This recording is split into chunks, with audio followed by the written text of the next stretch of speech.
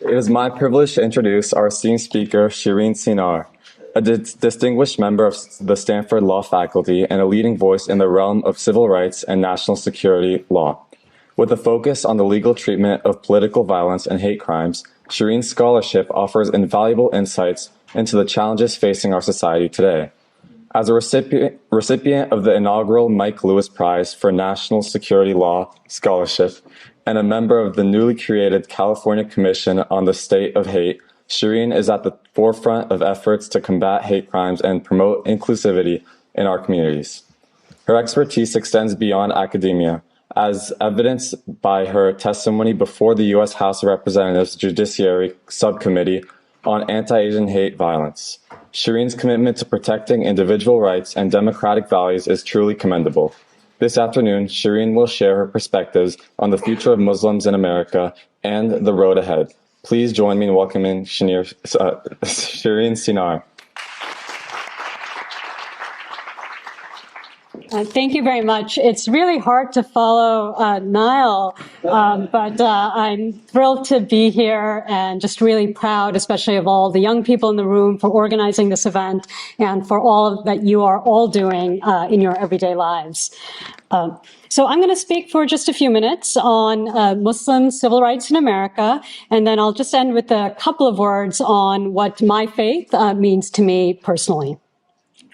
So most of my research as a law professor has focused on civil rights, racial justice, and what is often called the war on terror.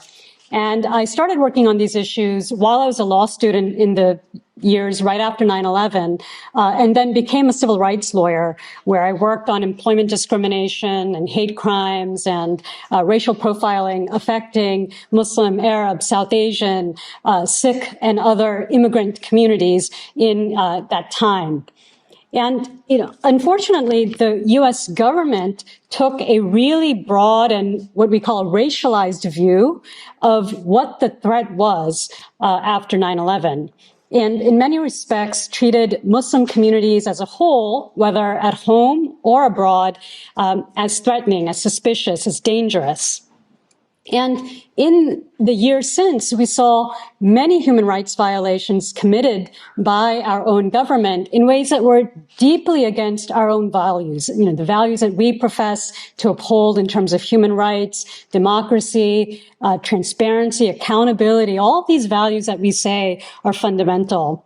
So notoriously, there was a period of time in which U.S. government agencies were involved with torturing detainees in secret sites abroad. We still have detainees in a place called Guantanamo Bay in Cuba who have been held indefinitely without charge by the military for many years. And here at home, our own civil rights, as people have alluded to in earlier presentations, have been challenged continuously.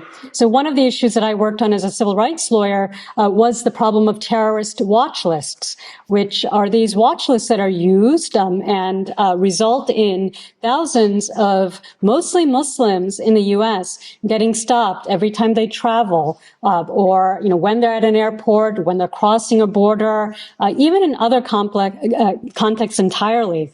So when I was a civil rights lawyer, I represented a family in Northern California who were not able to buy a home.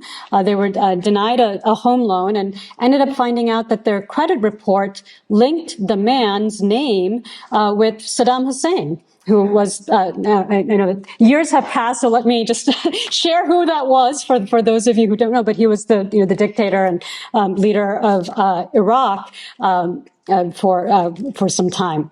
And, essentially this man's name was Thomas Hassan Kabani, but his middle name was Hassan. And that alone is one of the most common names in Arab countries, but he was apparently linked with the sons of Saddam Hussein based on something that simple as, a first name matching some part of their name. So those are the sorts of issues that I worked on as a lawyer and that I've continued to research as a law professor, where essentially this idea that Muslim communities as a whole are threatening means that Muslims have often faced a lot of scrutiny, whether it's at the workplace, whether whether it's at airports and in traveling, in applying for immigration benefits, or in many other areas of life. I'll say just a couple of words about the present moment, because this is a really difficult time for our communities and for people also who are advocating on behalf of human rights, whatever their religion or identity. Someone earlier mentioned some of the horrific hate crimes that we've seen, including the killing of a 6-year-old Palestinian child in Chicago. We've also had Muslim college students wearing a keffiyeh, speaking in Arabic, shot in Vermont. So those are some of the more horrific incidences that we've faced recently. But we're also seeing other kinds of challenges.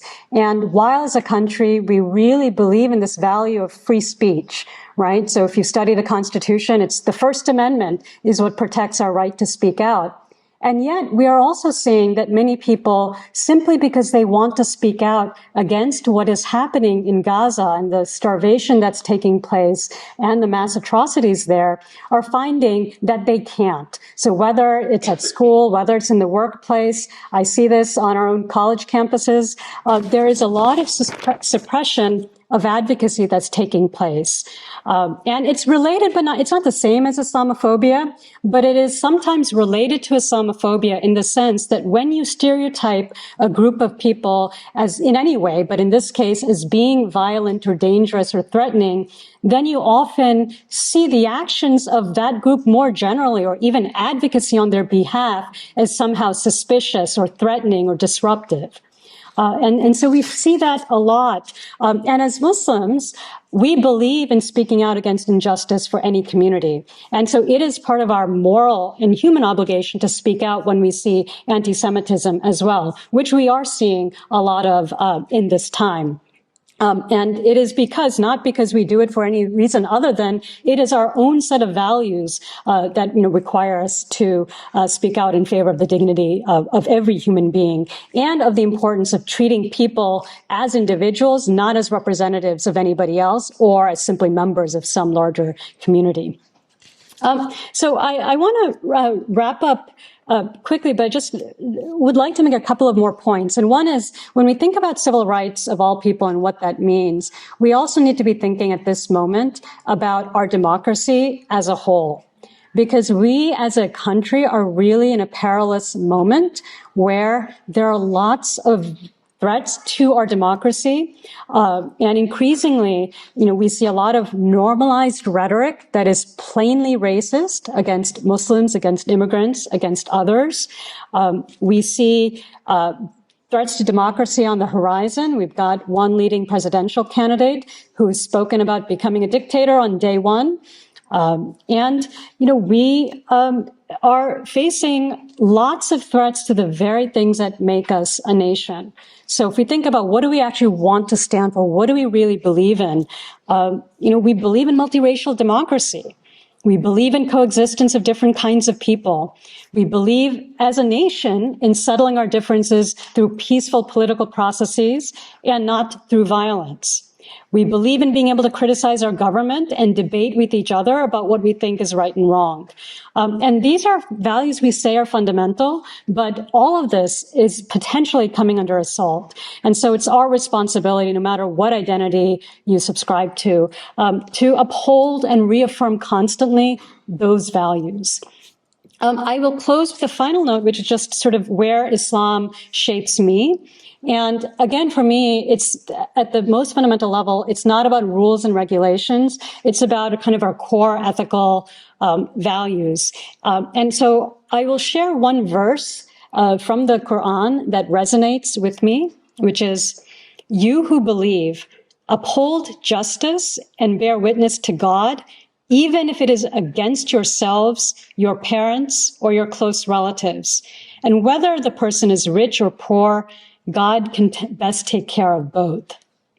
And so that core idea is about being fair and just, no matter the status of the person involved, no matter whether it is against your own interests. I think is just fundamental to what I think about, to my values as a previous civil rights lawyer and as a law professor. So Finally, I'll end with a note which actually ties back to something that Antonio Lopez shared earlier, which is this idea of doing what you can and retaining hope, even when times are grim. And there's a saying attributed to the Prophet Muhammad that I'm roughly paraphrasing, but even if the world is ending and you have a sapling in your hand, a sapling is a young tree, plant it. And there's actually a very similar saying in the Jewish tradition as well. There are different interpretations. I've always understood this as about doing what you can as an individual, even when you can't actually change all the biggest things around you, and of maintaining hope in the process. So sometimes things are dark, and when you're thinking about big issues like whether it's Gaza or whether it's climate change, but if you remember to do what you can as an individual to support life and cultivate beauty, right? Plant that sapling, it keeps you moving forward. So that's just a couple of lessons that inspire me, and I'm also very much inspired by all of you. So thank you for letting me join you on this occasion, and thanks to all of you for putting it on.